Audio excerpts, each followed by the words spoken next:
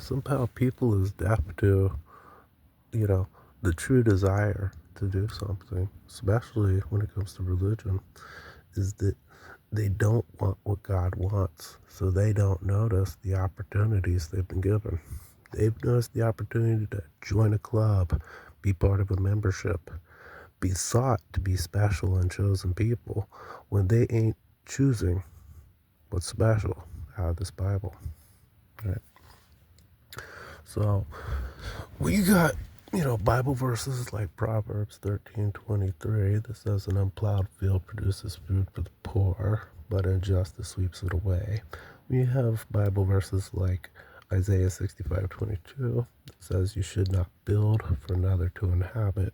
You should not plant for another to eat. But there's obvious political ideology going on here that people should really want to get to work on. They're always trying to work on politics. Um, they're never trying to apply their religiousness to politics.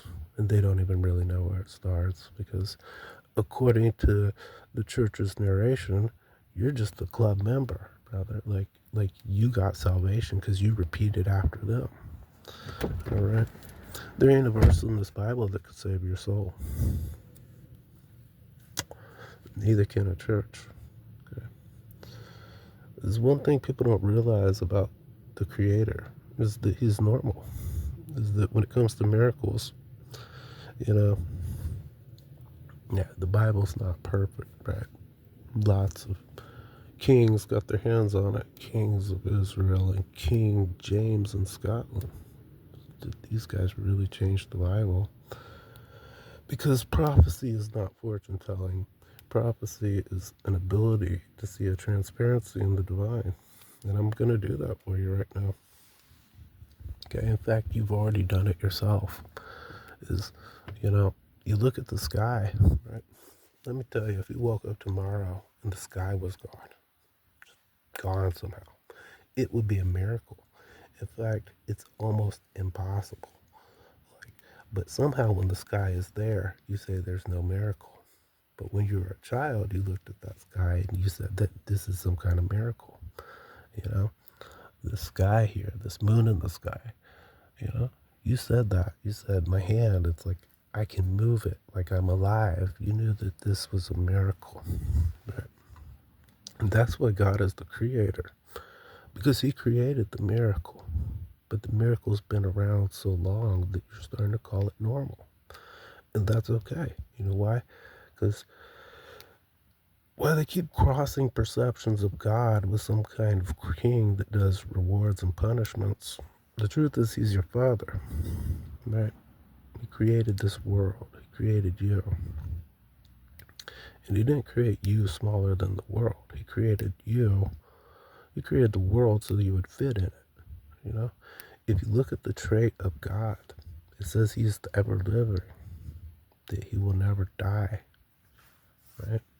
So if we look at the sky and we say, hey man, like like the stars and her fate and like I'm so small in this world, is you're not realizing something, that you're alive, God is alive, that the creation looks like the creator. In fact, it says that man was made in God's image, right? So this proves that it's not the vast universe that looks like God, that it's you, right? He says that I am. God says I am that I am, right? That means He is. He's like, I am, you know? I don't think the empty sky is going to end up saying that. I don't think, you know. So, and that God has a will. So who can say I am and I will looks most like God, you see? Is that the creation is, the religion has these defeatist types that they just beat themselves up, brother. They just won't give themselves any credit. And they end up convincing themselves that, to the point that they're really taking on activity that really isn't worth credit, that really isn't the creator, right?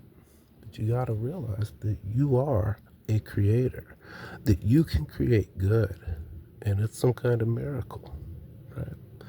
Remember that God's creations are normal to us now. We've been with God so long that it would be incredibly effed up.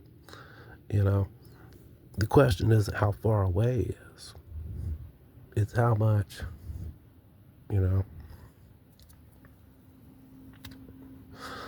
it's how much you're going to do to fulfill what already is, you know. So, um,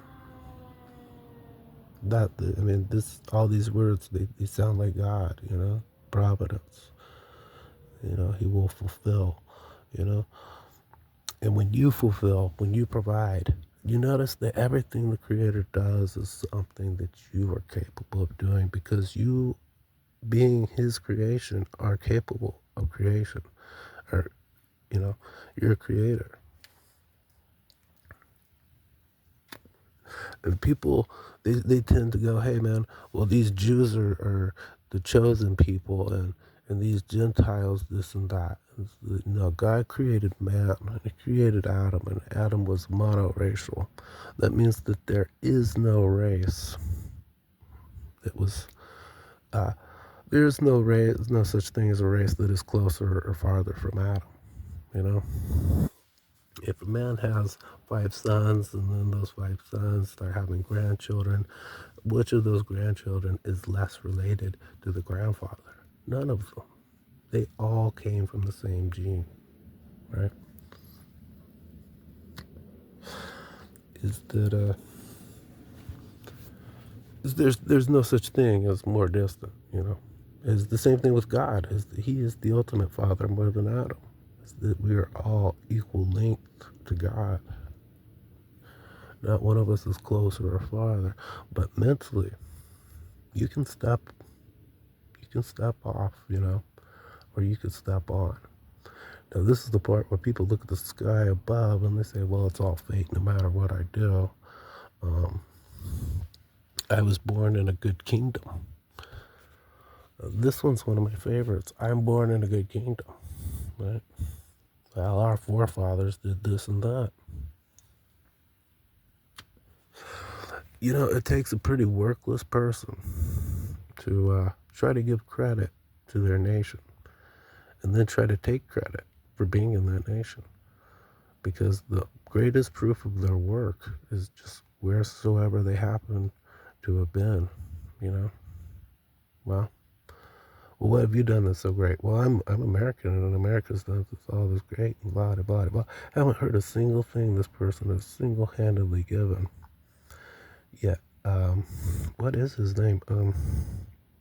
James Madison is the one who wrote this Bill of Rights. Oh, I don't want to dig too far into that issue. I already did that one.